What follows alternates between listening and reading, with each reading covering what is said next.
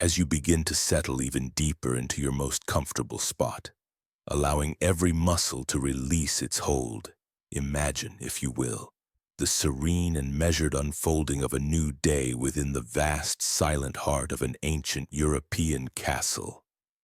Picture yourself there, perhaps as an observer, or perhaps as a silent presence nestled within the very stone and timber of this formidable, enduring structure.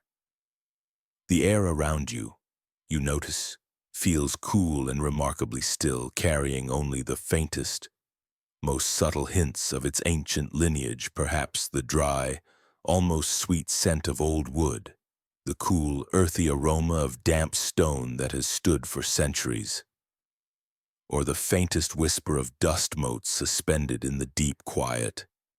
It is a unique scent, one that speaks of enduring strength, of countless centuries passing, and of a timeless Portana's profound repose that blankets everything within these majestic walls. The very first promises of light, soft and diffused, begin their slow, deliberate journey. They do not burst forth with a sudden, startling brilliance, but rather seep in, gradually, almost reluctantly, through tall, narrow windows. These windows, meticulously cut deep into the formidable 6-foot-thick stone walls, and were designed primarily for defense and security, not for abundant illumination. Thus, they allow only slender, elongated shafts of pale, silvery light to stretch across the vast, cold flagstone floors. You might notice these ethereal streaks of light lengthen and shift, almost imperceptibly, as the sun outside, still hidden from your direct view beyond the towering battlements, begins its slow, majestic ascent. This is not the harsh, awakening glare of a modern morning, but a soft, pearlescent glow that deepens the existing shadows in the far corners of the immense chambers, creating an exquisite sense of serene depth and quiet mystery within the cavernous spaces. The light gently touches the intricate patterns of an ancient tapestry, highlighting a single thread of woven gold, then slowly, gracefully, moves on to trace the elegant outline of a carved stone archway. Each moment of this light's journey is a gentle progression, unhurried and full of subtle, unfolding beauty. Within this profound and all-encompassing quietness, you sense the very castle itself breathing, its ancient timbers, settled over hundreds of years, might occasionally utter a faint, almost imaginary creak, a sound so subtle it might be merely the gentle settling of your own mind. This sound, if you are truly attuned to it, is like a soft murmur of old wood expanding or contracting with the minute, almost imperceptible changes in temperature from the encroaching dawn. The thick, unyielding walls, you feel, seem to hold their breath, absorbing all external sounds, creating an atmosphere of deep, undisturbed peace that cushions every turret, every hidden passageway, and every sleeping resident. This profound stillness is palpable, like a vast, comforting blanket of calm that covers every part of the castle, inviting your own breath to slow and deepen in harmonious rhythm with its ancient, steady pulse. You might even imagine the faint echo of your own gentle, steady breathing becoming part of the castle's quiet, timeless symphony. Slowly, almost with a sense of reluctance, as if awakening from a deep slumber, the very first stirrings of life begin to emerge. But these are not sounds of urgency or haste. Instead, they are carried out with a deliberate, almost ritualistic grace, a deep respect for the lingering quiet. Imagine the soft, padded footsteps of a chambermaid, her movements quiet and practiced, barely disturbing the profound peace that has held the castle firmly through the long night. You might hear the gentle, almost silken rustle of her starched linen apron, a sound so delicate it seems to fade even as you register it, as she glides effortlessly down a distant corridor, perhaps on the floor above or below. Each sound is isolated, clear for a moment, and then swiftly absorbed by the thick, heavy tapestries hanging on the walls, or by the impenetrable silence of the solid oak doors, leaving the overall tranquility mostly undisturbed, perhaps from a floor above or below, or even from a neighboring wing. A heavy wooden door opens and closes with a muffled, resonant thud, a deep sound that vibrates briefly through the ancient stone before gracefully melting back into the all-encompassing quietude. These are not the abrupt, jarring noises of a suddenly waking world, but carefully considered movements, preparations for the gradual unfolding of the day that are carried out with an unspoken, deep respect for the lingering serenity. You might picture the maid arranging a pile of freshly aired linens, their crispness evident even from a distance, and hear the soft, barely audible swish of fabric against fabric as she meticulously folds them, a repetitive, soothing action that speaks of order and quiet domesticity within the grand scale of the castle. As she moves through the vast chambers, preparing for the royal lady's day, you might begin to imagine the subtle, almost imperceptible scents that begin to emerge. These are not strong, intrusive perfumes, but rather the faint, clean smell of beeswax from newly polished furniture, a gentle, sweet note that lingers lightly in the air, hinting at careful upkeep, or perhaps the dry, papery scent of ancient books from a nearby study, a comforting aroma of knowledge and timelessness. There might be a faint hint of wood smoke carried on a gentle draft from a recently stoked hearth in a distant kitchen or sitting room, a subtle, comforting aroma that promises warmth without intruding on the lingering coolness of the early morning. These olfactory notes are subtle, fleeting, weaving themselves almost imperceptibly into the very fabric of the castle's quiet awakening, like silent threads of sensation, barely there, yet adding to the rich tapestry of the atmosphere. The world outside the castle walls, with its vast fields stretching towards the horizon and its deep, ancient forests, is also just beginning its own unhurried awakening. Birds might offer tentative, sleepy chirps from a distant courtyard, their tiny voices softened and muffled by the castle's immense stone scale. The distant, rhythmic lowing of cattle or the soft, plaintive bleating of sheep from a far-off pasture could be carried on a gentle morning breeze. Sounds that speak of a timeless pastoral rhythm, slow, predictable, and deeply calming. But within these formidable and protective structures, a unique serenity prevails, a stillness that feels both ancient and profoundly comforting. It is a time for quiet introspection, for the mind to wander gently, exploring these peaceful moments before the day's more structured duties and demands begin to settle upon the royal inhabitants. You feel your own breath deepen, growing longer and steadier, mirroring the slow, deliberate pace of this vast historical awakening. This quiet prelude to activity sets a tone of profound tranquility, an underlying rhythm that seems to guide every intricate detail of courtly life, even the smallest ones, even the busiest of days, often filled with elaborate court ceremonies, crucial diplomatic meetings, and intricate social gatherings.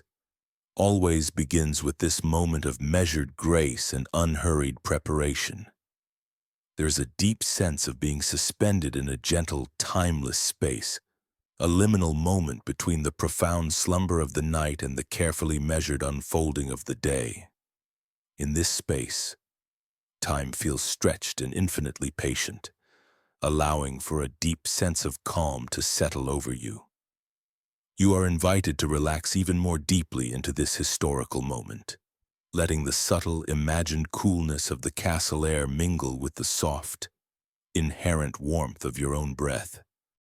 This quiet beginning promises a story that will flow with the same gentle, unhurried pace, guiding you effortlessly towards a state of deep, restorative rest. Each sound, each scent, each subtle shift in light is an invitation to simply be in this moment, to let your awareness gently expand and then contract, like the slow, steady rhythm of the castle's ancient heart. You are completely safe here, held within the quiet contemplation of history.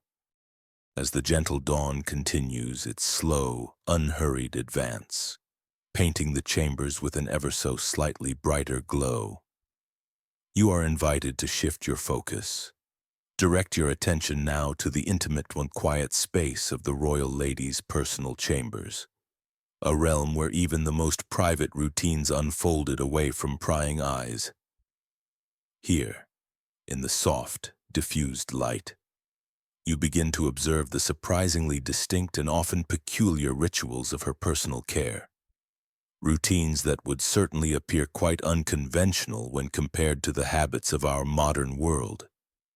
There is no rush, no urgency in these actions, merely a quiet progression of age-old practices, guided by the wisdom of the time. You soon understand that in these distant times, the very act of bathing, as we know and appreciate it today, a refreshing, often daily ritual, was approached not as a simple indulgence, but with a peculiar blend of deep caution and quite often outright avoidance. Imagine, if you can, the deeply held beliefs of court physicians whose wisdom, though often based on theories we now consider quaint or even mistaken, nonetheless governed much of daily life and influenced decisions from grand state affairs down to the most personal habits. Historical records, such as surviving medical treatises and court advisories from the period, offer compelling insight into a genuine, pervasive fear. They believed quite strongly that warm water, far from cleansing the body, would actually cause the body's pores, those tiny, almost invisible gateways on the skin, to open wide. This opening, they theorized, would then serve as an unwelcome gateway, inviting various ailments, impurities, and unseen diseases to enter the body's delicate internal sanctuary, making one vulnerable to the invisible threats that they perceived in the air. This profound conviction meant that a full immersive bath was not a regular luxury to be indulged in with abandon, but a rare and highly strategic event, perhaps reserved only for the most significant occasions, like a coronation ceremony, a wedding, or in moments of dire perceived necessity where the benefits were thought to definitively outweigh the considerable and uncertain risks. You can almost feel the coolness of the air on your skin, a sensation that was likely preferred, a stark contrast to the imagined warmth that was so feared. So, instead of the cheerful splash of water or the fragrant bubbles of soap that you might expect, you now see a far more common and continuous practice unfolding before your mind's eye, the meticulous, quiet act of dry cleansing. Picture, in vivid detail, soft, fine linen cloths, perhaps unbleached and possessing a subtle, almost imperceptible earthy scent from their natural fibers. A scent that speaks of fields and simple craftsmanship. You can almost feel the gentle, persistent friction as these cloths are deliberately, carefully rubbed across the skin of the royal lady. This is a steady, repetitive motion, carried out with a quiet diligence, designed to remove only the superficial dust, the lightest layer of grime, and any perceived impurities that accumulated throughout the day. There is no running water, no rich lathering soap to be seen, just the consistent, even sweep of fabric against skin, a routine carried out with an unspoken understanding of its purpose. This methodical wiping, devoid of the cheerful, bright sounds of splashing or the rich, perfumed steam of a modern bath, became the primary, almost ritualistic act of purification, a small, continuous gesture of tidiness in a world that viewed deeper, more frequent cleansing with a profound and unwavering suspicion. You sense the delicate, slightly rough yet cool texture of the linen, the slight coolness it might bring to the skin, a sensation both subtle and persistently calming, a quiet caress that is repeated again and again. Every movement in this personal space, observed in your mind's eye, seems deliberate, precise, and entirely unhurried. There is no rush in these quiet moments. Each gesture is measured and performed with a calm focus. It is a quiet testament to the enduring human desire for cleanliness and order, even when limited by the prevailing beliefs, the available materials, and the strict social dictates of the era. The focus, you perceive, is not on achieving a deep, internal cleansing that reaches beneath the surface, but rather on the careful, continuous maintenance of outward appearance, a meticulous attention to what is visible to the world, to the court, and to one's own sense of decorum. You observe the gentle, measured pressure applied with each stroke of the cloth, the unhurried pace, as if each movement is part of a larger, unspoken ritual, a silent, graceful dance of personal care that has been performed for generations. This is not a process driven by haste or discomfort, but by a quiet, almost meditative patience, a repetitive action that soothes rather than stimulates, allowing the mind to fall into its own gentle calming rhythm. Even in the profound absence of modern running water systems and the abundance of sweet-smelling soaps we take for granted today, there is an inherent dignity in this effort, a subtle dedication to personal order that beautifully mirrors the broader, intricate structure of courtly life. The air within the chamber remains remarkably still, allowing these soft, barely perceptible rustling sounds, the whisper of linen against skin, the gentle shifting of fabric to drift quietly, leading your mind deeper and deeper into the quiet, rhythmic patterns of this historical past.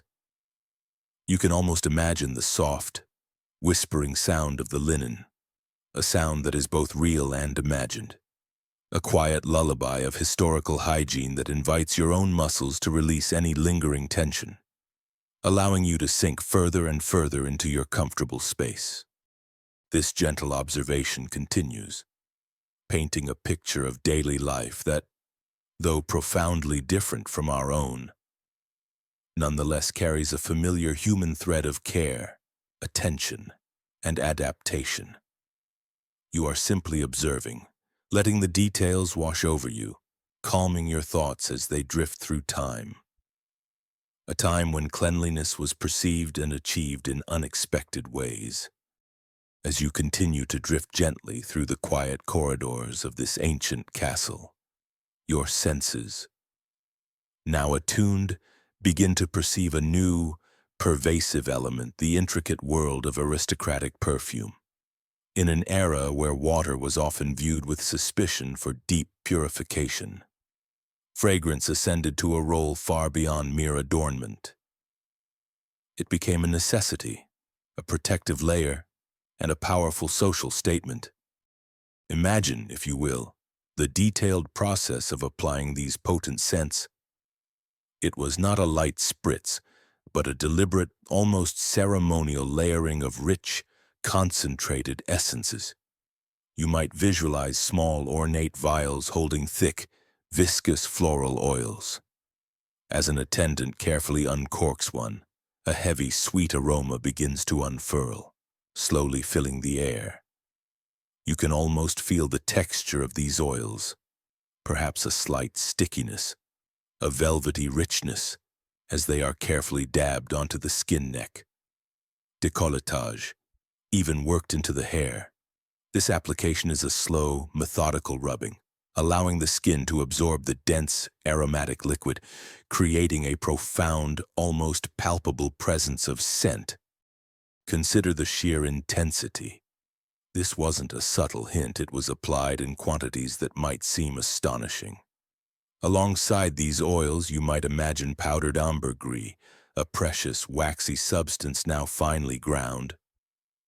As this powder is delicately applied, perhaps with a soft brush, you can almost feel its fine particles settling onto the skin, mingling with the oils, creating a complex, earthy undertone beneath the dominant floral notes.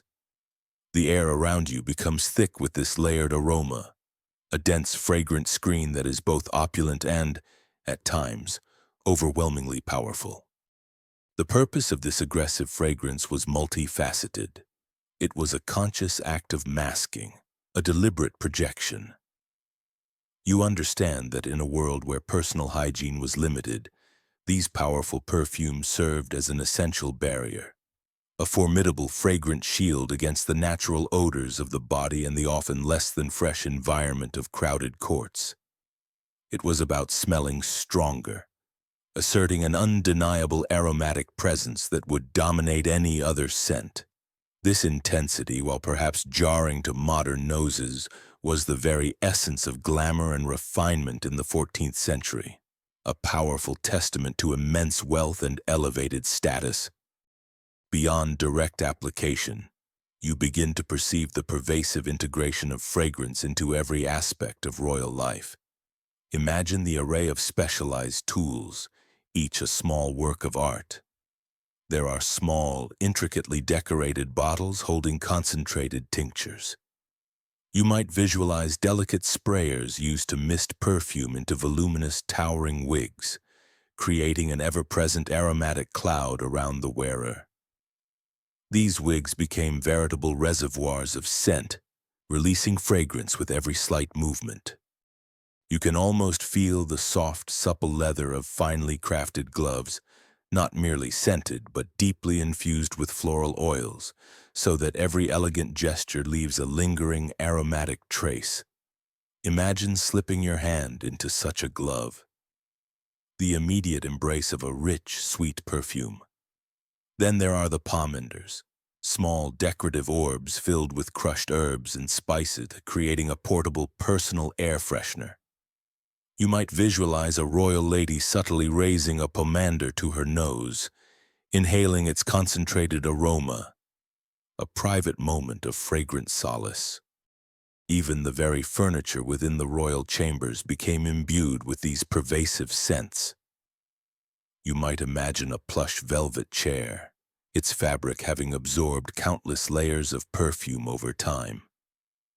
As someone new sits, the warmth of their body might release a subtle, lingering aroma, a true courtly souvenir that subtly announced the recent presence of nobility.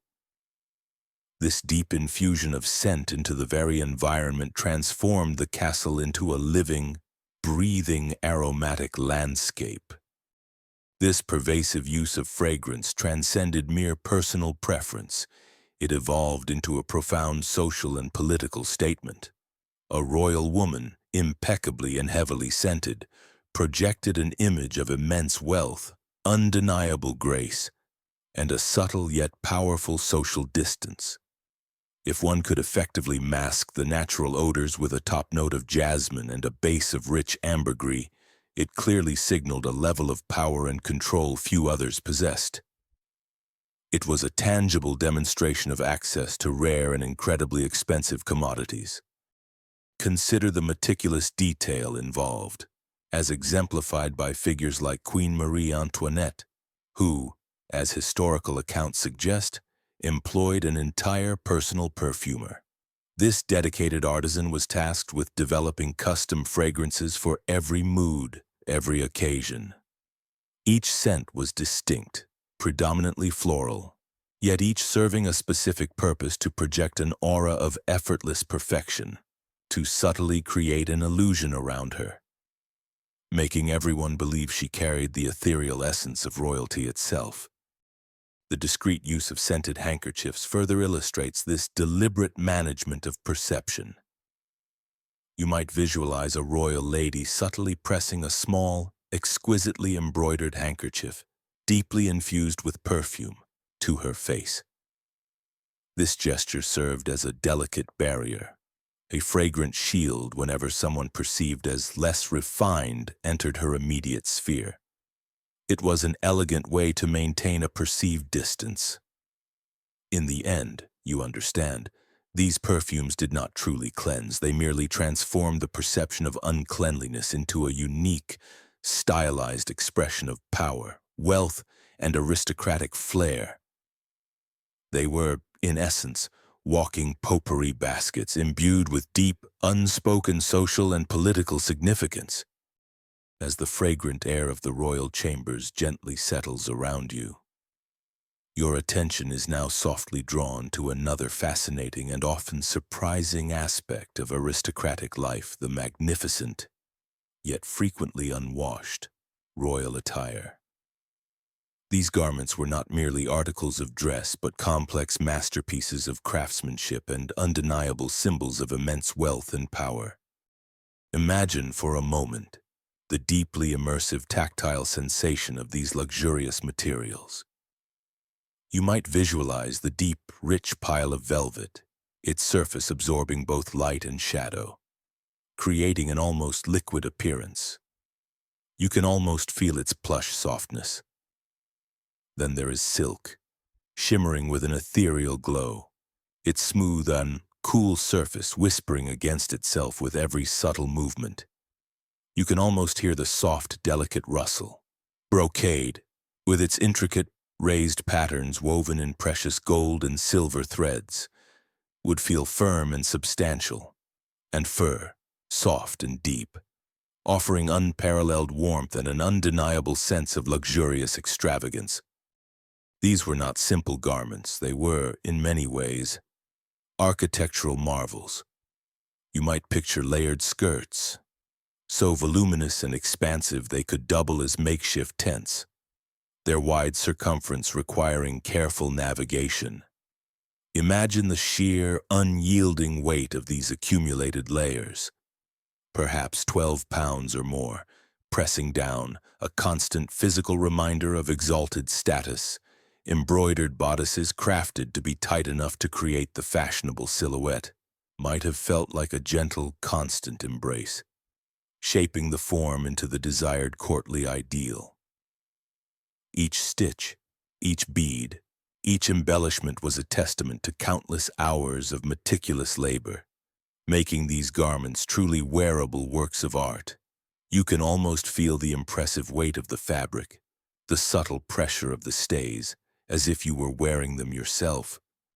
Yet, despite their breathtaking beauty and immense value, a crucial and often surprising truth distinguished these outfits. These magnificent dresses were, almost without exception, never truly washed.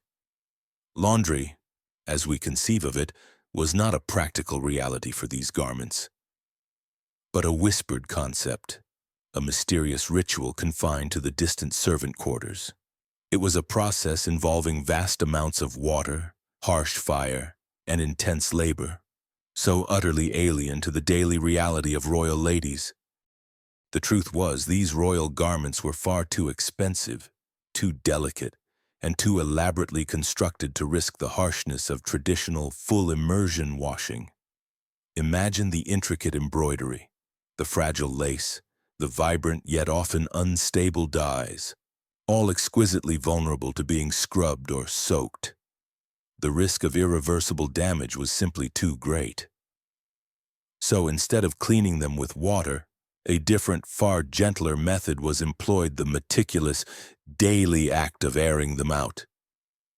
You might visualize a grand court gown, after a week of wear, being carefully draped over a wooden frame or hung near a large, open window. The gentle breeze, you sense, would slowly, subtly pass through the innumerable layers of fabric, carrying away some of the accumulated odors. A quiet, natural purification. This simple, repetitive act was the primary form of refreshment, a hopeful gesture that the perfume would effectively mask any lingering scents. You can almost feel the soft, almost imperceptible movement of the fabric in the gentle breeze. And it wasn't just the visible outerwear. You understand that these were full outfits, composed of layers upon layers of intricate undergarments. Imagine the feeling of a linen chemise, worn closest to the skin, diligently absorbing the body's natural oils and perspiration. Over this, several petticoats, adding volume and warmth, then stays or corsets tightly laced, shaping the torso, and finally, the elaborate gowns themselves with their long, sweeping trains, gathering what lay upon them. All of these accumulated layers absorbed a complex mixture of sweat, body oils, accidental food spills, and the powdery fallout from elaborate wigs. If these magnificent dresses could speak, their silent plea, you sense, would be for a cleansing fire, a complete release from their accumulated history. In some courts, undergarments, particularly the linen chemises, were slightly more amenable to washing, though still an arduous task.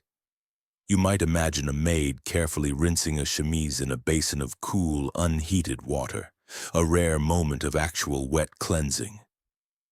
But even then, the entire washing process was a brutal, physically demanding ordeal.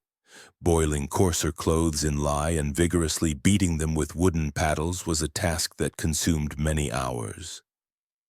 Given such immense labor, it is understandable that most queens preferred the ignore and liberally spritz approach, relying heavily on perfume to mask what traditional washing could not easily or safely remove.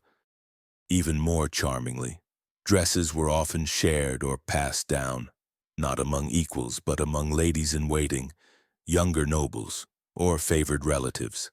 A hand-me-down royal garment meant inheriting not just a beautiful piece of fabric, but also, subtly, the dried sweat, body oils, and accumulated perfume crust of its previous wearer.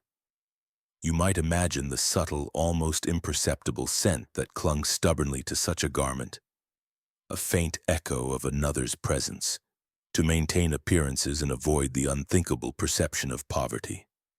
Many queens possessed dozens, even hundreds, of gowns. This vast wardrobe, however, was not primarily for hygiene, but for an endless display of fashion, novelty, and opulent wealth. It was crucial that no one at court ever saw the royal lady in the same outfit twice. Cleanliness, you understand, was often secondary. Being seen as poor, however, was absolutely unthinkable. The soft, elegant rustle of these magnificent, yet subtly unwashed fabrics fills the quiet space, a constant soothing reminder of a bygone era's unique standards and unspoken realities. As you continue to drift gently through the subtle echoes of this ancient castle, allowing your body to settle deeper and deeper into a state of profound relaxation, your attention is now softly guided towards another fascinating, intricate aspect of royal life, the elaborate world of royal hair and its many hidden secrets beneath layers of powder and adornment.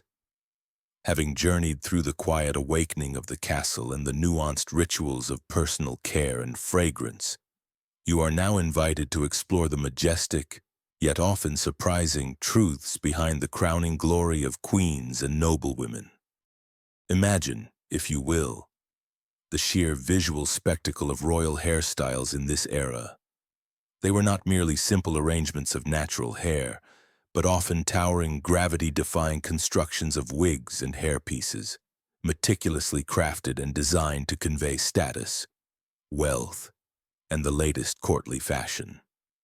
You might visualize these elaborate structures, often reaching impressive heights, created from a meticulous blend of human hair, carefully collected and cleaned, or sometimes even from horsehair, providing the necessary bulk and stiffness for such grand designs. They were often built upon lightweight wire frames or pads, forming a sculptural masterpiece atop the head. Consider the immense volume and the astonishing height they could achieve. You might imagine a wig so tall that it barely cleared a doorway, adorned with intricate ribbons, delicate feathers, miniature ships, or even tiny, meticulously crafted garden scenes, all designed to showcase the wearer's individuality and the unparalleled skill of her coiffeur. As you contemplate such a structure, you might mentally feel its sheer weight, a constant, subtle pressure on the scalp and neck, a persistent reminder of the demands of courtly appearance. These were not accessories to be removed and washed daily. Rather, they were often semi-permanent fixtures, designed to be worn for days, sometimes even weeks at a time, making their maintenance a complex and specialized ritual. The very notion of simply taking them off at night, as one might do today, was often impractical or unheard of, deepening their integration into the wearer's daily existence. You sense the slight pull, the constant awareness of this elaborate weight perched atop the head, a subtle anchor. Following the initial construction or careful placement of these majestic hair pieces, the powdering rituals would commence, transforming the entire coiffure into a soft, ethereal cloud. You might visualize a trusted attendant, perhaps wearing a mask to protect her own lungs from the fine particles, carefully approaching with a large, delicate puff or a fine sieve filled with fragrant powder. This powder, often made from finely milled flour or starch, was tinted in shades of pure white, or sometimes delicate pastels like lavender or rose, creating a fashionable, almost ghostly pallor that was highly prized. As the powder is gently sifted or puffed over the wig, you see a soft, almost imperceptible cloud rising and settling, coating every strand, every intricate curl with a uniform, matte finish. You might even catch a faint, sweet scent perhaps of lavender, orange blossom, or simply the dry, starchy aroma of the powder itself as it drifts through the air, subtly entering your own senses. The act itself is quiet and methodical, the rhythmic pat-pat-pat of the puff, the almost silent sifting of the powder, creating a calm, meditative atmosphere in the chamber. This process was not just for aesthetics. It served a practical purpose. The powder helped to absorb oils and mask any lingering odors that might have accumulated in the hair or wig over days of wear, creating a fresh, yet artificial, sense of cleanliness. It also provided a fashionable, almost otherworldly look, softening the features and creating an aura of aristocratic elegance. You can almost feel the fine particles settling on your own imaginary hair, a sensation both light and pervasive, a constant reminder of the era's unique beauty standards.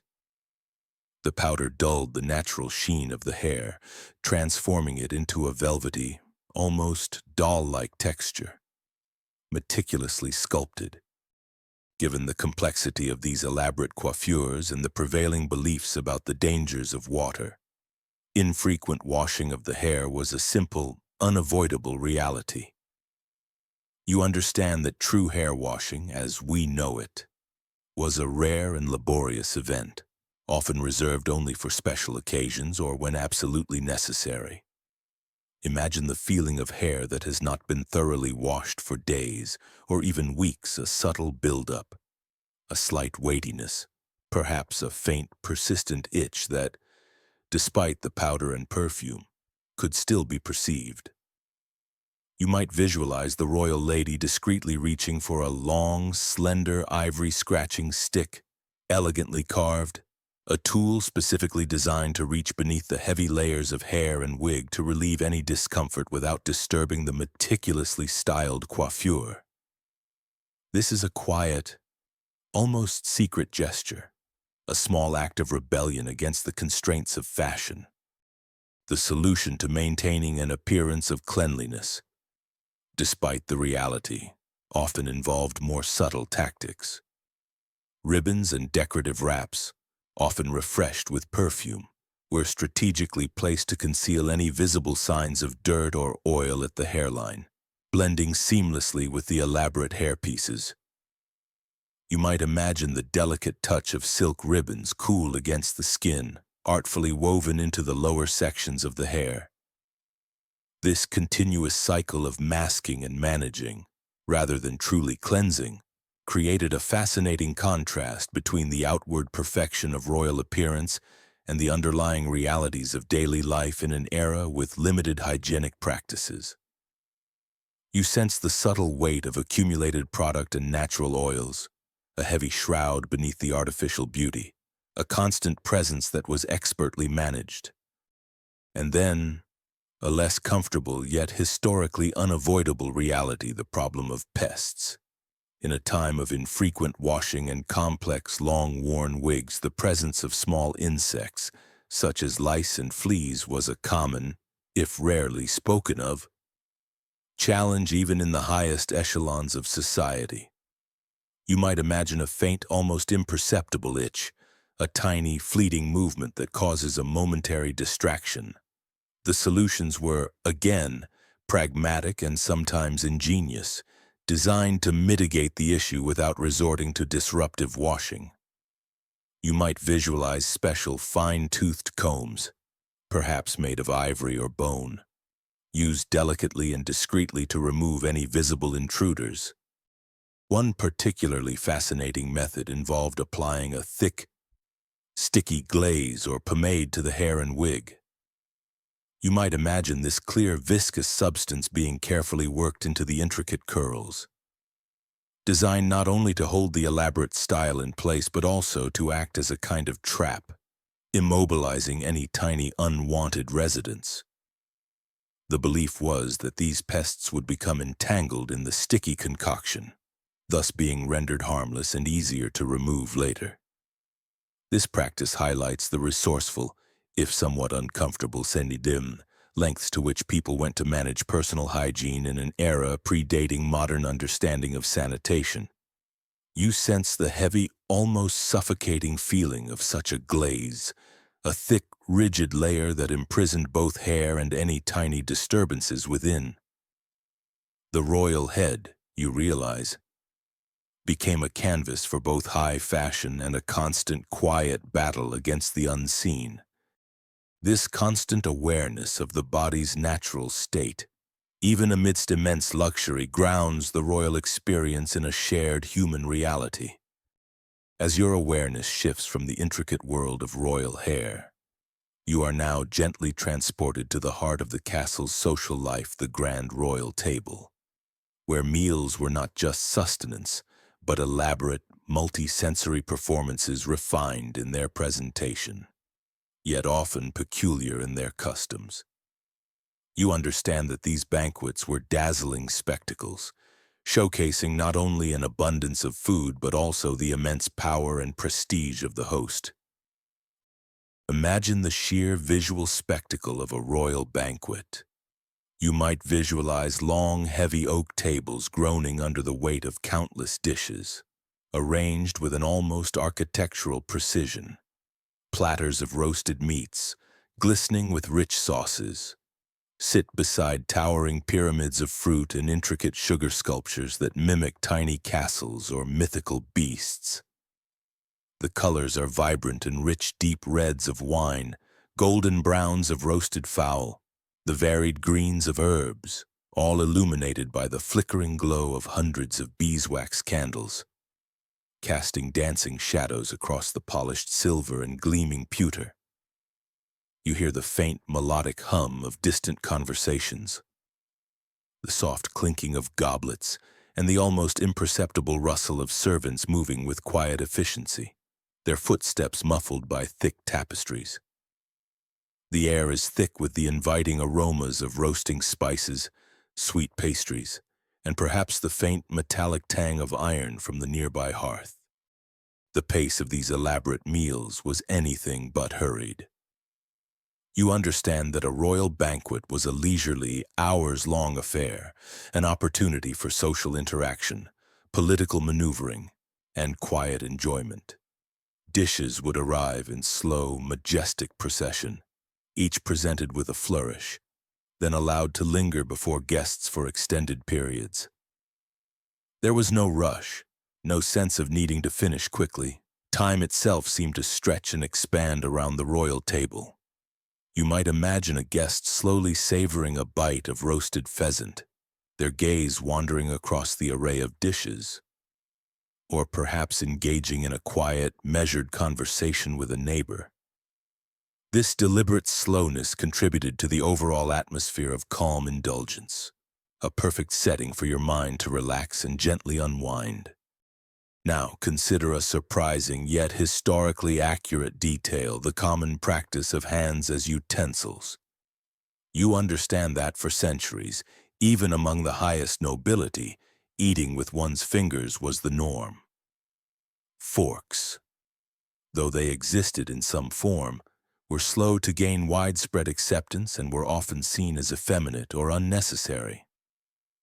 Imagine the tactile sensation of reaching out to a platter of tender, slow-cooked meat, feeling its warmth and texture directly against your fingertips. The juices might cling to your skin, the subtle variations in tenderness perceived through touch. Bread, often thick slices of trenchers, served a dual purpose. It was not only a staple food, but also acted as a rudimentary plate upon which roasted meats and vegetables were placed, absorbing their rich flavors. After serving its purpose as a plate, this bread was often given to the poor or to servants, a practical form of waste management, and the cleanliness of those hands. You might visualize a ritual that, while not a full wash, maintained a degree of propriety. Before and after each course, or at designated intervals, basins of scented water would be brought around. You see servants approaching with a silver ewer and basin, pouring fragrant water perhaps infused with rose petals or citrus peels over the guest's fingers, allowing the water to collect in the basin below.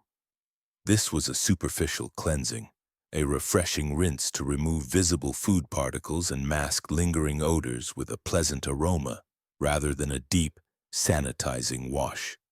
You can almost feel the cool, fragrant water trickling over your own fingers, a brief, refreshing sensation that quickly dissipates, leaving behind only the subtle aroma of rose or orange. This ritual was about presentation and polite appearance, an elegant gesture rather than a thorough cleaning. Next, you contemplate the challenges of oral hygiene in an age predating modern dentistry. The reality was that dental health, even for royalty, was often quite poor. You might visualize teeth that were discolored, uneven, or even missing, particularly among older nobles. The sweet, rich diets, abundant with sugars and lacking in abrasive food, contributed significantly to these issues. This led to various discomforts, from chronic toothaches to difficulty chewing tougher foods. The solutions you discover were often rudimentary and focused on masking rather than curing. You might imagine a lady of the court subtly chewing on fresh herbs, like parsley or mint, to freshen her breath after a rich meal. A small, almost imperceptible gesture to counteract any less pleasant odors. Scented breath, achieved through various confections or gargles, was highly valued. You might even hear the soft, almost inaudible scrape of a small, blunt tool, perhaps made of gold or silver, used to gently remove visible food particles from between the teeth after a meal. This was not about achieving sparkling white teeth, but about managing immediate discomfort and maintaining a degree of social presentability. The focus was on outward appearance and immediate relief, a pragmatic approach to a pervasive problem. This reality of poor dental health often led to peculiarities in food preparation. You learn that many dishes, particularly for older or more infirm royals, were carefully adapted to accommodate chewing difficulties. You might visualize foods that were extensively blended, mashed, or pureed into smooth, easily digestible textures. Meats might be pounded or finely shredded, vegetables cooked until incredibly soft, sauces thickened to a velvety consistency. Imagine a dish that, while appearing whole and grand, yields effortlessly to the softest pressure, its texture a uniform, comforting smoothness. This meticulous preparation ensured that even those with compromised teeth could fully partake in the lavish feasts. Furthermore, spices played a crucial role beyond just flavor. You understand that they were often used not only to enhance the taste of food, but also to mask less desirable flavors or even the faint scent of spoilage in a time before refrigeration. Imagine the rich, warm aromas of cinnamon, nutmeg, and cloves, generously applied, creating a complex aromatic veil over the dishes. This abundant use of spices added another layer to the sensory experience of royal dining, transforming each meal into a symphony of rich tastes and powerful aromas. Carefully constructed to delight the palate and engage the senses, allowing you to drift even further into this fascinating historical tapestry. You hear the gentle clinking of a goblet, the distant murmur of polite conversation, inviting you to release any lingering tension and simply rest. As you continue to drift gently through the subtle echoes of this ancient castle, allowing your body to settle deeper into a state of profound relaxation. Your attention is now softly guided towards another fascinating, intricate aspect of royal beauty: the pursuit of porcelain skin and the secrets behind its often dangerous makeup. Having explored the mysteries of royal hair and the unique customs of the royal table, you are now invited to contemplate the delicate, yet sometimes precarious artistry involved in achieving the idealized complexion of the era. Imagine, if you will, the profound desire for a complexion of striking paleness. In this historical tapestry, a luminous, almost ethereal white skin was not merely a cosmetic preference, it was a potent symbol, an undeniable declaration of wealth and elevated status. You understand that such a complexion instantly communicated a life lived indoors, free from the harsh tanning rays of the sun, a privilege reserved only for those who did not toil in the fields or labor in the sun-drenched outdoors. It spoke of leisure, refinement, and an aristocratic lineage untainted by manual work. You might visualize the gentle, pearlescent glow desired, a smooth, almost translucent surface that seemed to radiate a soft, inner light under the soft flicker of candlelight. This obsession with an unblemished alabaster complexion drove royal women to embrace cosmetic practices that, though beautiful to their eyes, held hidden complexities. You sense the cool, almost untouchable quality of this desired skin tone, an ideal of pure, pristine beauty. To achieve this coveted pallor, one particular cosmetic took center stage: Venetian ceruse. You learn that this was a potent, yet highly prized, white lead paste, meticulously blended with vinegar, known for its exceptional coverage and lasting finish. Imagine the ritual of its application. You might visualize a trusted lady-in-waiting, with utmost care, preparing a small amount of this thick, opaque paste. You can almost feel its cool, slightly unctuous texture as it is carefully lifted onto a fingertip or a soft cloth. Then, with deliberate, slow movements, it is spread in thin, even layers across the face, extending gracefully down the neck and across the décolletage. Each stroke is precise, each layer building upon the last, meticulously concealing any imperfections, any hint of natural flush or blemish. This was not a quick, hurried application. It was a patient, almost meditative process, designed to create a flawless, mask-like finish. You can almost sense the subtle tightening of the skin as the paste dries, creating a smooth, porcelain-like surface that reflected light beautifully. This meticulous layering ensured a uniform, stark whiteness, transforming the complexion into a canvas of pure, aristocratic alabaster. The atmosphere in the dressing chamber would be hushed. Perhaps only the soft rustle of silk or the gentle breathing of the attendant breaking the silence. As this elaborate foundation was carefully constructed, piece by deliberate piece, covering the natural skin with an artifice that was seen as the height of beauty. You sense the stillness, the focused attention on this transformative ritual. Beyond the stark white base, the art of aristocratic makeup embraced further layers of intricate detail, including the strategic placement of faux beauty marks, known as mouches. You might visualize tiny, perfectly cut pieces of velvet, silk, or even charmingly shaved mouse fur, meticulously shaped into delicate stars, crescents, or tiny hearts. These were not random placements. Each mouche held a specific, playful meaning, a silent language of flirtation and intrigue. One near the eye might signify passion, another on the cheek, playfulness, one on the lip, a hint of coquetry. You can almost feel the light, almost imperceptible touch of the adhesive as these tiny, dark shapes are precisely positioned onto the white ceruse-covered skin. This practice also served a practical, though rarely spoken, purpose. Beneath the thick layers of lead-based makeup, the skin often suffered from blemishes, rashes, or even scars left by diseases like smallpox. The artful placement of these mouches provided small, elegant disguises, drawing attention away from any imperfections beneath. Imagine the subtle satisfaction of concealing a small blemish with a perfectly placed velvet star, transforming a flaw into a fashionable statement.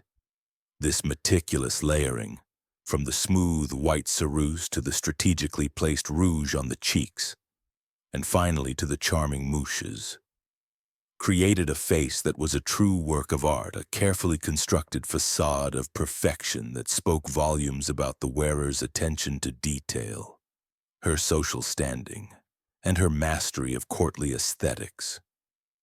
You sense the stillness, the quiet precision required to achieve this delicate balance, a testament to the era's unique standards of beauty. As your awareness shifts from the intricate artistry of royal appearance, you are now gently guided towards another fascinating and often peculiar aspect of daily life within the castle walls, the unique customs surrounding oral care at the royal court. Having explored the fascinating world of royal makeup, you are now invited to contemplate the sweet, yet challenging realities of dental hygiene in a bygone era. Imagine, if you will, the sheer delight that greeted the arrival of sugar at the royal table. Once a rare and precious commodity, a true luxury imported from distant lands, sugar slowly began to appear in abundance, transforming banquets into veritable symphonies of sweetness. You might visualize towering sugar sculptures, glittering candied fruits, and rich syrupy pastries, all presented with lavish fanfare. The taste of sugar was, for the aristocracy, an exquisite pleasure, a symbol of immense wealth and sophisticated indulgence. You can almost taste the intense sweetness, a flavor previously unknown in such concentrated forms, dissolving on your tongue. This widespread love for sugar, while delightful to the palate, brought with it an unforeseen consequence, a slow, pervasive assault on royal teeth. You might begin to notice the subtle visual effects of this unchecked sweetness. Teeth, even among the nobility, often displayed signs of discoloration, dullness, or even noticeable decay. It was not uncommon to see gaps where teeth had been lost, or a general unevenness that contrasted sharply with the otherwise meticulously groomed appearance. This reality, while perhaps jarring to modern sensibilities, was simply a common part of life in an era before advanced dental science. The absence of modern fluoride, regular brushing, and a comprehensive understanding of oral health meant that the joy of abundant sugar often came at a significant physical cost, quietly eroding the very structures that savored it. You sensed the subtle ache, the quiet discomfort that might accompany such dental realities. Given these challenges, the solutions to oral hygiene were often rudimentary and focused more on temporary relief and masking rather than true dental care. You understand that modern dentistry as we know it simply did not exist. Instead, people turned to various non-dental solutions, often rooted in traditional remedies and a pragmatic approach to discomfort. You might imagine the ritual of rinsing the mouth with honeyed wine after a meal. You can almost taste the sweetness of the honey mingled with the warmth of the wine, feeling it swirl around the teeth and tongue, providing a temporary sense of freshness and perhaps some minor cleansing due to the alcohol content. This was a pleasant sensation, a fragrant rinse designed to wash away food particles and leave behind a more palatable aroma. Beyond liquids, the chewing of fresh herbs was a common practice. You might visualize a lady of the court subtly placing a sprig of parsley or mint into her mouth, its earthy or refreshing flavor working to counteract any lingering food odors and provide a brief burst of freshness. You can almost feel the gentle crunch of the herb, the release of its aromatic oils. For more direct cleaning, various tooth powders were concocted.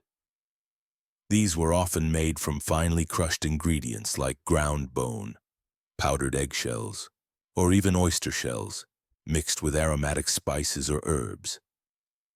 You might imagine the gritty texture of such a powder against the teeth, applied with a finger or a small piece of cloth, an abrasive attempt to scrub away plaque and grime. While far from effective by modern standards, these practices represented the era's best attempts to manage oral health, focusing on the immediate sensory experience of freshness and the visible cleanliness of the mouth. You sense the slight coarseness, the gentle friction of these early cleansing rituals. This pervasive reality of poor dental health, often exacerbated by the abundant consumption of sugar, subtly influenced other aspects of royal life, particularly how meals were prepared.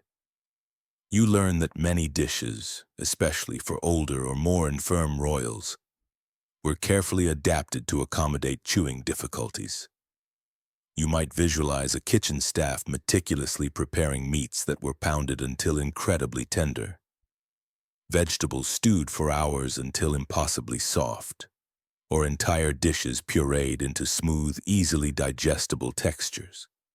Imagine a rich stew, appearing whole and hearty, yet yielding effortlessly to the softest pressure of the tongue, its texture a uniform, comforting smoothness. This meticulous preparation ensured that even those with compromised teeth could fully partake in the lavish feasts, savoring the flavors without the discomfort of chewing. Furthermore, spices played a crucial role beyond just enhancing flavor. You understand that they were often used not only to make food more palatable but also to mask less desirable flavors or even the faint scent of spoilage, a common issue in a time before refrigeration. Imagine the rich, warm aromas of cinnamon, nutmeg, cloves, and ginger, generously applied to nearly every dish, creating a complex, aromatic veil over the meal. This abundant use of spices added another layer to the sensory experience of royal dining, transforming each meal into a symphony of rich tastes and powerful aromas, carefully constructed to delight the palate and engage the senses, allowing you to drift even further into this fascinating historical tapestry.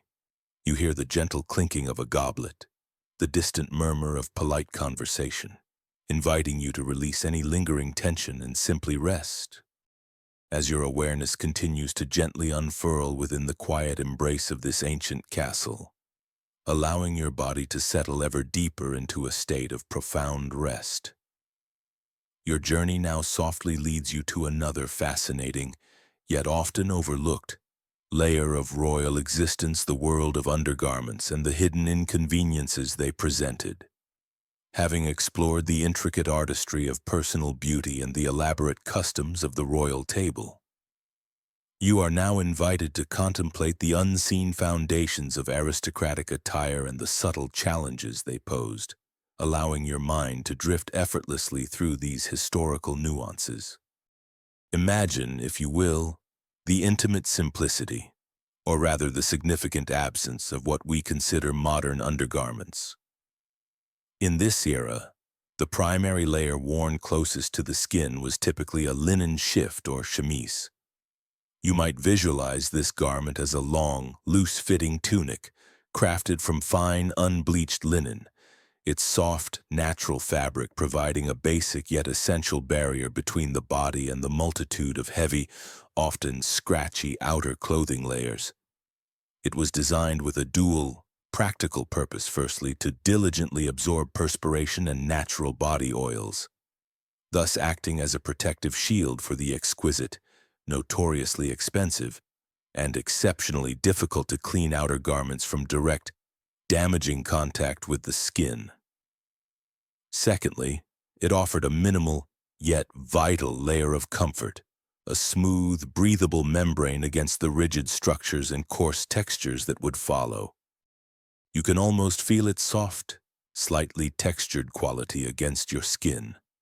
A simple, almost unassuming fabric, yet one that bore the daily brunt of protecting both the wearer and her lavish wardrobe, a silent workhorse of comfort and preservation. However, the concept of separate fitted underpants or knickers, so ubiquitous and unremarkable in our modern world, was largely absent from the aristocratic female wardrobe of this period. Such garments, when they existed at all, were often associated with a masculine practicality, or with the common laborers of the peasant class, or even the less reputable professions, such as actors or performers who needed freedom of movement. Consequently, they were deemed entirely unsuitable, even indecorous or immodest, for noblewomen, whose very essence was defined by grace and refined fragility. Their absence was simply the prevailing norm, an unspoken rule of fashion and decorum, a quiet, accepted detail of daily life that subtly but profoundly shaped the physical experience of aristocratic women. You sense the freedom, perhaps, but also the subtle exposure, a constant, almost imperceptible awareness of the body's direct contact with the inner linings of elaborate skirts and stays, a quiet departure from modern sensibilities. This absence was simply part of the accepted reality, a detail that might seem unusual to a modern mind but was utterly commonplace in the hushed, refined chambers of the court, inviting you to release any preconceptions. This fundamental difference in undergarments naturally led to specific logistical challenges, particularly when nature called and the need arose to use a chamber pot. Imagine the sheer physical complexity, the intricate, almost acrobatic choreography required to respond to such a simple biological need while encased in the multi-layered grandeur and structural rigidity of a royal gown. You might visualize yourself wearing an ensemble that could include multiple voluminous petticoats, perhaps supported by intricate panniers or farthingales that extended outward from your hips like a wide, architectural frame, creating an astonishing, almost impossible width. Beneath it all, a tightly laced corset would rigidly sculpt your torso, restricting natural movement and dictating a precise posture. The very thought of navigating these formidable layers, each one adding to the bulk, weight, and rigidity, just to discreetly position yourself over a small, unassuming ceramic pot, would be a daunting, indeed, and almost comically challenging task. You sense the deep constriction around your midsection, the way your breath might feel slightly shallower, a subtle pressure against your diaphragm, and the sheer, overwhelming expanse of fabric around your hips, a veritable fortress of silk, velvet, and whalebone. This was rarely, if ever, a solitary act for a royal woman. Privacy as we know it was a concept alien to this world. You might envision a trusted maid or even several attendants quietly, almost reverently, stepping forward, their hands experienced and adept in the delicate art of assisting their mistress. With soft murmurs and gentle, practiced movements, they would carefully lift and gather the voluminous skirts, holding the heavy fabrics away from the body, creating a temporary, almost sacred private space above the chamber pot. You can almost feel the gentle shifting of the fabric, the subtle tension as the immense weight of the gown is temporarily suspended, perhaps brushing lightly against your arm as they carefully maneuver the layers. The act itself required a careful balance, a delicate hovering above the often cold, smooth ceramic of the pot, meticulously avoiding any direct, undignified contact. This seemingly mundane, yet deeply intimate aspect of daily life reveals the constant presence of attendants, the profound lack of true personal privacy even in moments of vulnerability, and the undeniable physical demands imposed by the elaborate fashions of the court, even for the most basic human functions. You sense the quiet, almost choreographed effort involved in this intimate, yet publicly observed moment, a testament to the complex interplay of power, decorum, and daily necessity, allowing you to relax into the gentle rhythm of the story. For moments when a chamber pot was not readily available, or when discretion was paramount during long courtly events or extended journeys, another specialized item came into quiet, often unnoticed. Use the bordelu. You learn that this was a portable, often elegantly designed, personal urinal, typically crafted from smooth ceramic, polished metal, or even sometimes delicate glass, and specifically shaped to be used while standing or sitting without needing to remove or significantly adjust the multiple, cumbersome layers of clothing. Imagine its sleek, cool surface, perhaps with an ornate handle or a decorative stopper, designed to be held unobtrusively beneath a full skirt or beneath the voluminous folds of a gentleman's coat. You might visualize its gentle, ergonomic curve, fitting comfortably against the body, a silent, almost imperceptible solution for a pressing need during long public ceremonies, tedious court assemblies that stretched for hours, or extended carriage rides where stopping for privacy was simply not an option, thereby maintaining the illusion of effortless grace. The act of using a bordelu was a masterpiece of quiet composure and subtle, almost invisible movement. You can almost sense the slight, almost imperceptible shift in posture, the discreet lean, the subtle rearrangement of fabric, as a royal lady or gentleman deftly handled this personal device beneath their voluminous attire. There would be no overt movements, no sudden rustling of fabric that might draw unwelcome attention, just a practiced, almost invisible efficiency born of long experience and necessity. This small, treated personal convenience highlights the ingenious practicality born out of necessity, allowing members of the court to maintain their impeccable public facade of elegance and decorum even when responding to the most fundamental of human needs, completely unnoticed by the bustling court around them.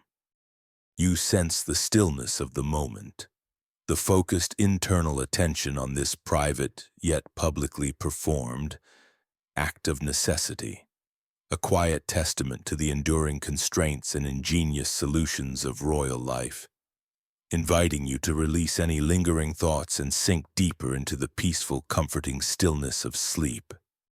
As your awareness continues to gently settle into the quiet rhythms of this historical tapestry, having explored the intimate details of undergarments and the practicalities of daily needs, your journey now guides you towards a more tangible, yet sometimes unsettling aspect of royal life, the luxurious yet often problematic royal materials of their clothing, and the surprising body reactions they could provoke. You are invited to contemplate the tactile realities and hidden discomforts that lay beneath the surface of aristocratic splendor, allowing your senses to gently explore these ancient sensations. Imagine the breathtaking visual and tactile beauty of the fabrics that adorned royalty, a testament to their immense wealth and refined taste. You might conjure images of the lustrous, shimmering sheen of silk, catching the candlelight with every subtle movement, its smooth surface whispering against other fabrics. Then, the opulent, deep pile of velvet, absorbing light and exuding richness, a fabric so dense it seemed to hold warmth within its very fibers.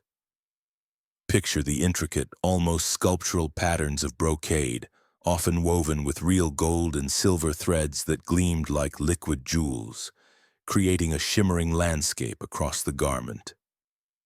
And finally, the soft, enveloping warmth of exquisite furs, providing both insulation from the cold and an undeniable statement of unparalleled luxury.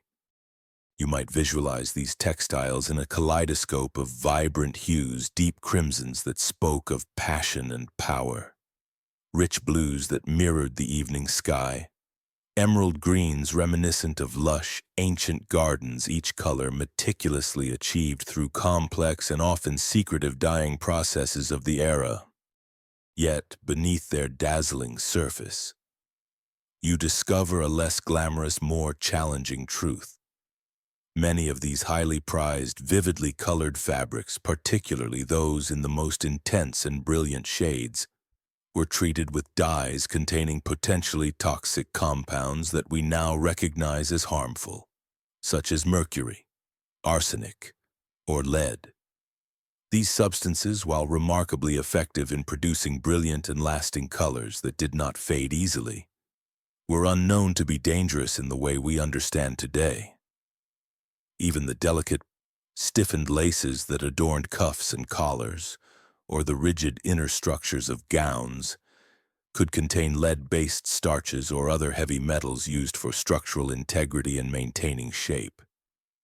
You might imagine the subtle, almost imperceptible scent of these chemicals clinging to the fabric, a faint, metallic or acrid note beneath the layers of expensive perfume and accumulated human scent, a whisper of unseen properties. This inherent, often unseen danger meant that the very materials that signified immense wealth and unparalleled beauty also carried a silent, hidden risk to the wearer's health, a subtle, often inexplicable discomfort that slowly permeated beneath the outward magnificence. You sense the cool, smooth touch of silk, the soft, yielding pile of velvet, yet beneath it, a faint, almost imperceptible unease, a subtle whisper of history's hidden costs, encouraging you to relax deeply. Then, contemplate the very architecture of royal fashion, a structural necessity that dramatically shaped the body to the era's stringent ideal, the omnipresent corsets. These rigid garments, designed to sculpt the torso into the fashionable silhouette, a dramatically slender waist, an impossibly upright and regal posture, and an elevated, often exaggerated bust were constructed from unforgiving materials. Imagine the feeling of being encased within such a structure, expertly crafted from flexible yet firm whalebone, or often more commonly hardened reeds, sturdy cane, or even occasional metal stays, encased within layers of tightly woven linen, canvas, or brocade. You might visualize the firm, unyielding pressure around your midsection, the way the tightly laced stays would press into your ribs and abdomen, gently but relentlessly reshaping your silhouette, forcing a specific curve to your spine. You can almost hear the faint rhythmic creak of the stays with every subtle movement. A constant, low murmur, a persistent reminder of their unyielding presence and the physical discipline they demanded from the wearer. You sense the undeniable restriction in your breathing, a slightly shallower, more controlled intake of air, as your diaphragm struggles against the immovable barrier of the corseted torso. These corsets, while creating an appearance of elegant fragility and statuesque grace that was highly prized, often caused considerable, persistent discomfort. You might feel the constant, subtle chafing where the edges of the stays cut into your skin, particularly around the rib cage, hips, and under the arms, or the persistent pressure that, over time, could lead to soreness, tenderness, and even faint bruising where the whalebone pressed against bone. The internal heat generated by the layers of fabric in the constricted core would be immense, particularly in warmer seasons or during energetic courtly dances that demanded sustained movement. This constant physical restriction, this quiet, daily battle against the body's natural form, was a pervasive reality, a subtle burden borne silently for the sake of fashion and stringent social expectation. You sense the unwavering, gentle pressure, a constant reminder of the physical demands of royal beauty. allowing you to settle deeper into your own comfortable space, a vast expanse of relaxation where all tension simply melts away. These pervasive materials, with their hidden chemicals, and the inherently constrictive nature of the garments inevitably led to various, often subtle yet persistent skin reactions and widespread physical discomforts. You might visualize faint greenish stains on the skin, particularly around the neck, wrists, or wherever copper-based dyes or metallic elements in jewelry or fabric came into direct, prolonged contact, a silent, unsightly, but often accepted, testament to the chemical interactions. Some individuals might develop localized rashes, small patches of hives, or subtle irritations from prolonged exposure to dyes, stiffeners, or even the persistent friction of coarse inner fabrics against delicate skin. You can almost feel a subtle, creeping itch, a pervasive warmth, as layers of clothing trapped heat and moisture against the skin, creating an environment ripe for minor irritations and a general feeling of being confined. Indeed, the sheer quantity of clothing worn by royalty, multiple heavy petticoats, the rigid corset, the voluminous outer gowns of rich fabrics created a profound lack of ventilation. You might imagine the feeling of being encased, almost hermetically sealed, within these layers, a living, breathing package of silk, velvet, and dense brocade, in the stifling warmth of summer or within the crowded, candlelit, and often poorly ventilated halls of the court. This could lead to an almost unbearable sensation of boiling within your own clothes, the body slowly marinating in its own perspiration and the accumulated, sometimes cloying, odors of the day, unlike modern clothing designed for comfort and breathability. These garments were meticulously built for show and status, offering little to no reprieve from the internal heat and moisture. Furthermore, some elaborate court gowns were not merely worn but were, for specific high-stakes events, literally sewn onto the body by skilled dressers, making removal a complex, time-consuming, and often uncomfortable process that could only occur after the event had fully concluded, sometimes late into the night. The limited options for relief from these constant physical discomforts, the inability to simply shed a layer or take a refreshing shower at will, meant that these subtle irritations became a constant, almost ambient, presence in royal life, a quiet hum beneath the dazzling surface of splendor. You sense this pervasive warmth, this gentle constriction, inviting you to relax deeper into your own body, releasing any tension. As the echoes of this historical reality slowly fade into the peaceful stillness of your mind, allowing you to drift into a truly deep and restorative sleep. As your journey through the royal past draws gently towards its close, your awareness now turns to the broader patterns of life within the castle walls. The profound influence of seasonal cycles on daily existence and the quiet acceptance of realities that shape the lives of royal women. Having explored the intricate details of their attire and personal care, you are now invited to contemplate the larger rhythms that govern their world, allowing your mind to settle into the comforting flow of time and feeling any lingering tension begin to soften and dissipate. Imagine, if you will, the palpable, almost tangible shift in the castle's atmosphere with the changing seasons. In the crisp, cold embrace of winter, the very air within the thick, stone walls would carry a biting chill that seemed to permeate everything. You understand that in these colder months, the prevailing wisdom, deeply rooted in centuries of observation and contemporary medical theory, dictated a profound caution regarding water and bathing. The widely held belief was that warm water, by opening the body's pores, effectively invited disease and illness to enter the delicate system, a notion particularly emphasized when the air itself was cold, damp, and unforgiving. You might visualize the heavy draft-blocking tapestries drawn tight across vast windows, their rich patterns absorbing what little light entered. Inside, the immense fires and vast hearths roared, casting dancing shadows. Yet still, a pervasive coolness seemed to seep into the very bones of the castle and its inhabitants. In this environment, a full, immersive bath was not merely inconvenient or laborious. It was viewed as a dangerous flirtation with pneumonia, a potential threat to the health of the royal household, and even to the dynasty itself.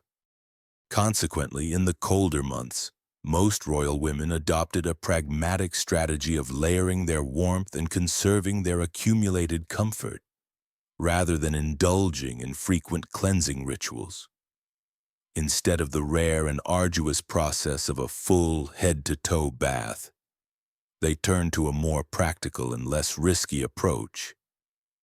You might imagine the comforting weight of multiple woolen and silk undergarments worn beneath their heavy, elaborate gowns, each layer adding vital insulation against the biting cold.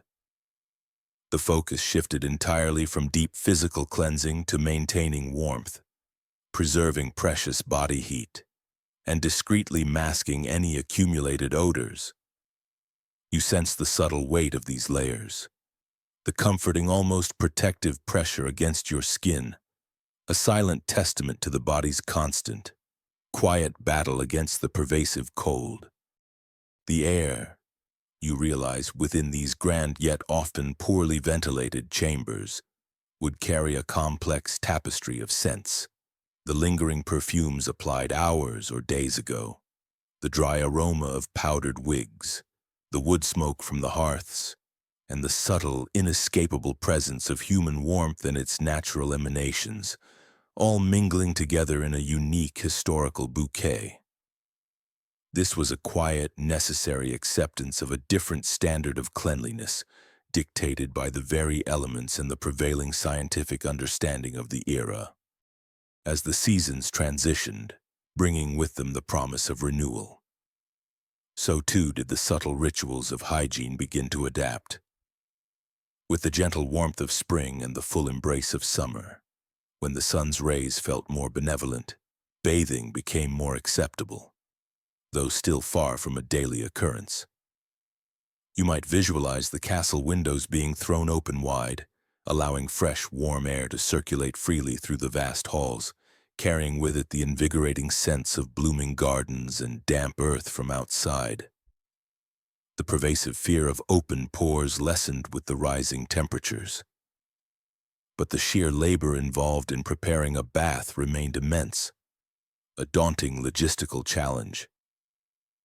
You remember the dozens of heavy buckets of water that needed to be drawn from wells or rivers, the vast quantities of wood or coal required to heat them in immense cauldrons, the collective physical effort that could humble even a small army preparing for a siege. So, while a bath might be scheduled more frequently, perhaps once every few months, or specifically for a significant royal event like a coronation, a grand ball, or a royal wedding, it was still a major undertaking, a carefully planned ordeal rather than a spontaneous act of personal refreshment. In the intense heat of summer, when the air grew heavy, humid, and almost stagnant, the emphasis shifted further towards lighter, more immediate forms of refreshment to provide quick relief. You might imagine a royal lady gently dabbing her face, neck, and inner wrists with soft cloth soaked in cool, fragrant rose water, feeling its refreshing coolness against her skin, a brief soothing respite from the oppressive warmth.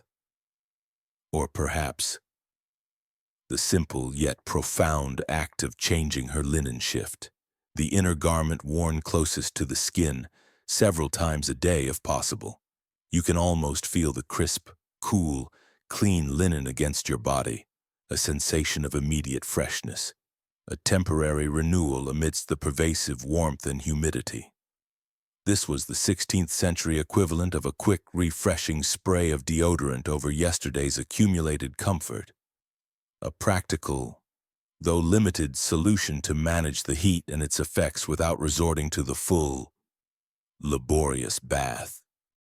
These small, repetitive actions, these quiet, personal rituals, created a subtle rhythm of refreshment, a gentle dance with the seasons, allowing you to feel the soft ebb and flow of time.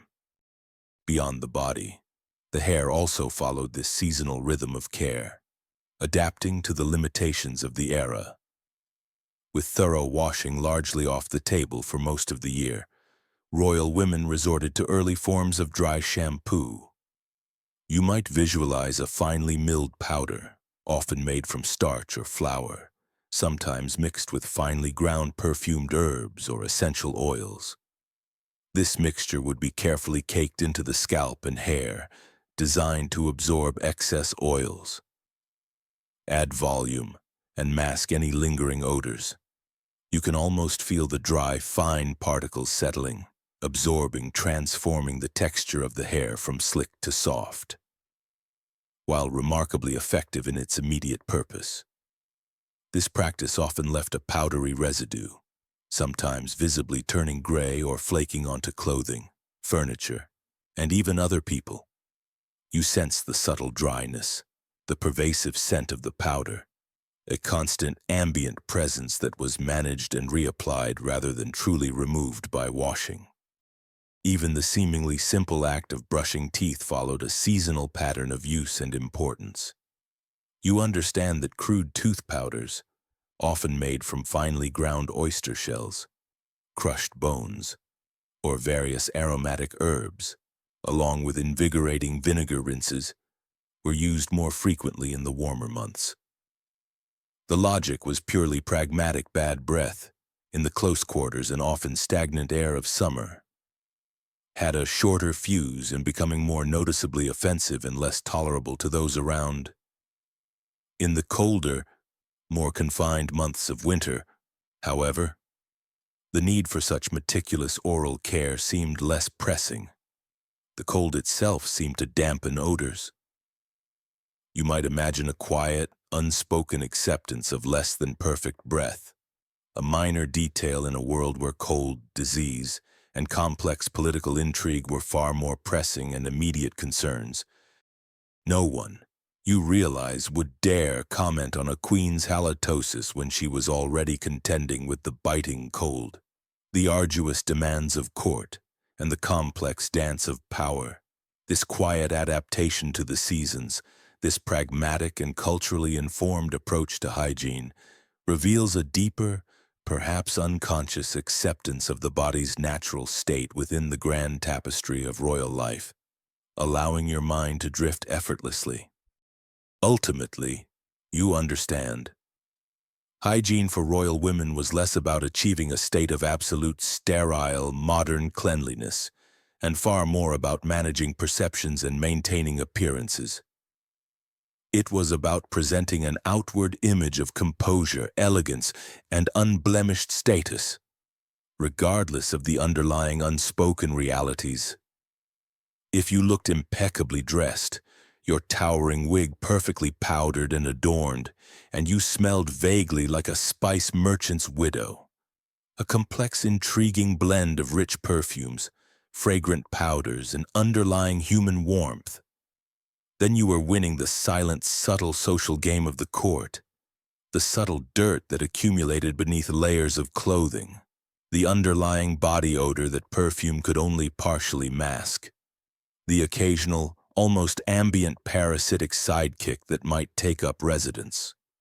These were simply part of the unique royal ecosystem, unspoken realities that were skillfully masked, artfully managed, and implicitly accepted by all. You sense this quiet understanding, this unspoken agreement that appearance held absolute precedence over inconvenient truths, allowing your mind to relax into the gentle flow of this historical truth and to sink deeper into a state of profound peace. As the echoes of the ancient castle and the fascinating lives of its royal inhabitants begin to softly recede, fading gently into the background of your consciousness, you find yourself effortlessly returning to your own comfortable, familiar space. You carry with you a newfound perspective, a quiet understanding of a world so different from your own. You have journeyed through a time where daily routines were shaped by beliefs and limitations far removed from our present reality. Now, as you settle even deeper into your chosen resting place, allow yourself to contemplate a gentle contrast between the historical past we have just explored and the serene comfort of your present moment. Letting this awareness calm your mind. Imagine the simple yet profound luxury of your own modern comforts. You might visualize the feeling of stepping into a warm, inviting shower. The soothing cascade of water gently cleansing away the day's concerns and any lingering thoughts. You might feel the soft, absorbent embrace of a fluffy towel, drying your skin with comforting ease and leaving it feeling refreshed. Or perhaps the quiet satisfaction of using a modern toothbrush and minty toothpaste, leaving your mouth feeling sparkling clean and invigoratingly fresh. These are small, everyday miracles that we often take for granted, rituals performed without a second thought. Yet they represent a profound and often effortless shift from the realities we have just explored within the castle walls. You sense the warmth, the softness, the effortless cleanliness of your own surroundings, a quiet appreciation for these simple, yet profoundly impactful conveniences that permeate your life. This gentle comparison is not meant to startle or alarm, but merely to highlight the quiet comfort and security of your present, allowing your body to release any lingering tension it may hold. Now, let this gentle contrast, this quiet appreciation, lead you to a profound affirmation of your safety and comfort in this very moment. The challenges, the peculiar customs, and the hidden discomforts of the royal past are now far away, safely contained within the pages of history and the soothing whispers of this story. You are here, in your own secure and peaceful space, completely protected from the biting cold drafts of ancient castles, the worries of toxic dyes seeping into your skin, or the subtle discomforts of elaborate, unwashed garments. There are no court physicians to dictate your bathing habits or personal hygiene routines, no towering wigs to weigh upon your head, no silent battles against unseen pests to distract your peace. You are free, completely free, to exist in this moment of perfect ease and tranquility. Feel the soft, consistent support beneath you, the comforting warmth around you, the gentle rhythmic ebb and flow of your own breath. Each slow, deep inhale brings a fresh sense of peace, a quiet rejuvenation, and each soft exhale effortlessly releases any remaining thoughts, worries, or lingering sensations from the day. You are held in a cocoon of safety, a sanctuary of stillness, a refuge from the outside world. The world of the past has offered its quiet lessons, its fascinating details, and now it gently recedes, leaving you in a state of profound, undisturbed tranquility. You sense the deep security, the absolute protection of your space, allowing your muscles to soften even further, your limbs to grow heavier and warmer, your entire being to sink into effortless relaxation. As the story reaches its gentle, unhurried conclusion, allow yourself to be guided effortlessly into sleep. Close your eyes, if they are not already closed, and feel the soft, comforting darkness behind your eyelids, a peaceful void. Take a deep, slow breath, feeling your chest gently rise and fall, and as you exhale, imagine any lingering thoughts or images from the story, or from your day, gently drifting away, like tiny, insubstantial clouds dissolving into a vast, clear twilight sky. There is nothing left to do, nowhere left to go, no more details to observe or contemplate. Your journey through history is complete. You are simply here, In this moment of perfect stillness, perfectly suspended between wakefulness and slumber, feel the quiet peace spreading through every part of your body, from the tips of your toes to the crown of your head, a gentle wave of calm washing over you. Let your muscles soften completely, surrendering their hold. Let your limbs grow heavy and warm, sinking deeper into the surface beneath you. The gentle rhythm of your breathing becomes a quiet lullaby, a soothing, consistent melody that accompanies you on your effortless journey into slumber. The quiet story has served its purpose, gently guiding your mind away from the day's distractions, inviting a deep, natural, and restorative rest. You are safe, you are warm, and you are completely ready. Drift now, effortlessly, into the gentle, profound embrace of a truly peaceful sleep. Let the quietness of the castle, the softness of the fabric, and the gentle, timeless flow of history carry you into a deep and dreamless slumber. Sleep now, deeply and peacefully.